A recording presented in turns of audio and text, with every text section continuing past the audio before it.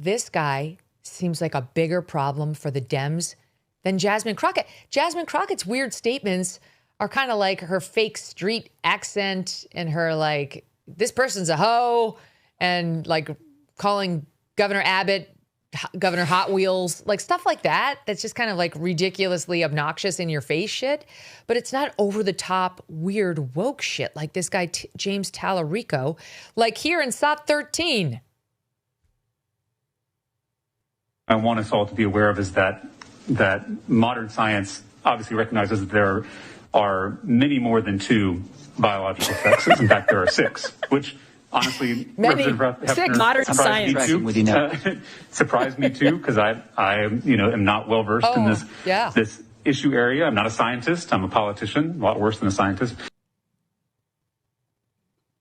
I mean, let me play one more while I've got your attention. Here's on the trans athletes in girls sports issue, SOT 16. This is from October of 21. Before my constituents elected me to this body, I taught middle school. And my students are the reason I'm here to make public policy that improves their lives. But instead, we're doing this, endangering the lives of some of our most vulnerable children to solve a problem that doesn't exist. When she laid out this bill in front of the Public Education Committee, Representative Swanson summed up the justification for this legislation in one sentence. She said, if one girl loses a game, this bill is worth it. I guess we just have a different moral yardstick. Because I say if one trans child dies to protect someone's damn trophy, this bill is grotesque. How are they going to die because they can't run on the girls' track team, Jim? I mean, this guy, he's peak woke, Emily. We're going to be on this subject for a while because we've got about 25 sound bites we found in 2 minutes of him sounding as woke as they come on every single one of the left's favorite issues. Yeah, the woke king of Texas, apparently. His Twitter is a mess. He was posting about how excited he was to get an Anthony Fauci like action figure for Christmas one year. Oh, yep, there it is. Incredible work. Oh my God. Wait, I'm disconnecting for a second. I'll be right back. Hold on.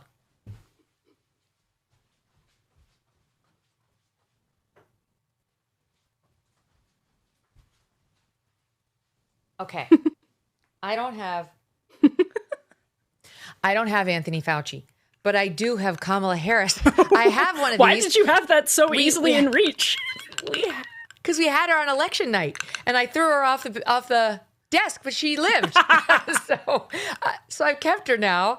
But he has one of these of Anthony Fauci for real. And then he posted he's about actually it. excited about his. Yes, it's not just like peak woke behavior. It's like cringe millennial progressivism, and it's going to be a huge problem for him, who, by the way, I think has otherwise tried very hard to run a campaign that is focused on saying the divide isn't left versus right, it's top versus bottom, which is a good line. I don't think that's a bad line. Like it's a good branding exercise. But now I don't think any gay man should be talking about top versus bottom. Is he gay though? I don't know. Is he gay? I don't know. No, I don't know. I don't know if he's gay, but he seems gay. He's given gay. Oh, just gonna say. Well, yeah, I genuinely don't know. That is interesting. But he's single. Oh, I don't know, how old is he, Steve? Do we know how old is he? He's 36 and single. Okay, well that doesn't mean you're gay, but he gives off some gay vibes. Steve? Oh no, Steve voted Crockett. Okay, yes. He did his patriotic Steve duty. Crockett? Yeah, he did. He voted Crockett. He did his patriotic duty. Oh, he said he's trying to help us for the content. Hilarious. But actually, like with Talarico, he's running this campaign against elites. And it turns out he has every elite position on cultural issues ever. He says that trans women have abortion rights. He says that God is non-binary. He is fully in favor of like you were just playing the clip on boys playing in girls' sports. He's just down the line. These are seen by voters as elite culture war issues. They're seen as top versus bottom. They're seen as elites forcing these silly ideas like the word Latinx down your throat. And so now his economic message is going to have to grapple with his insane cultural message, like that the border should be treated as our front porch with a welcome mat on it.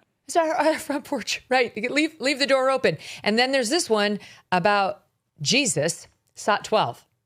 For me, prophetic voices like Jesus have helped me reckon with my own whiteness, my own masculinity, my own certainty, my own ego. It's a never-ending process, and it's a painful process.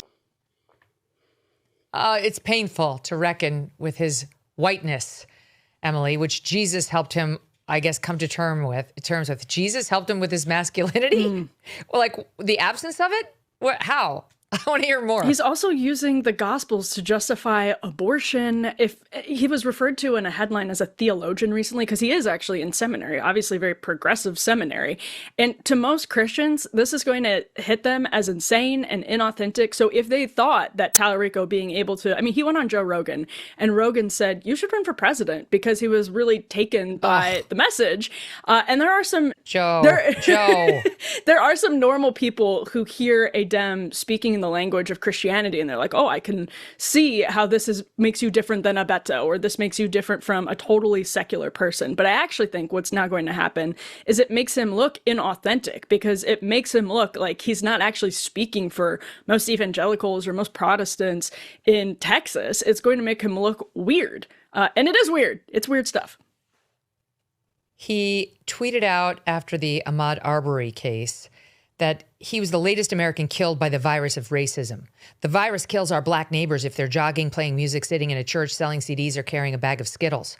White skin gives me and every white American immunity from the virus, but we spread it wherever we go, through our words, our actions, and our systems. We don't have to be showing symptoms like a white hood or a Confederate flag to be contagious. Oh my God.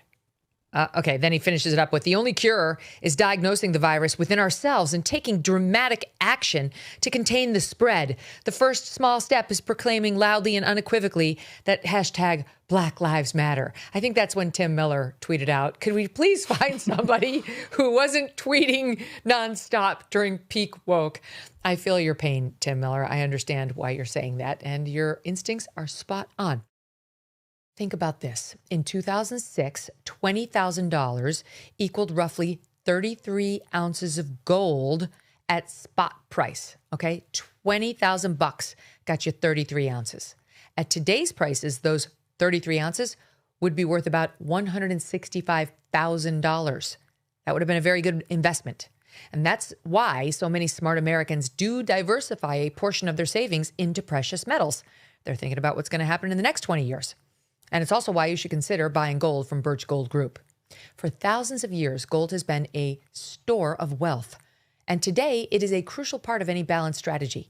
Even better, Birch Gold can help you convert an existing IRA or 401k into a tax-sheltered retirement account in gold. All you have to do is text MK to the number 989898, and that will give you a free info kit on gold. There's no obligation. It's just useful information from which you can make a decision. With an A+ rating with the Better Business Bureau and tens of thousands of happy customers, let Birch Gold help you diversify with gold. Now that's peace of mind. Again, text MK to 989898 today. Thanks so much for watching. If you like what you just saw, hit the subscribe button for more clips and full episodes.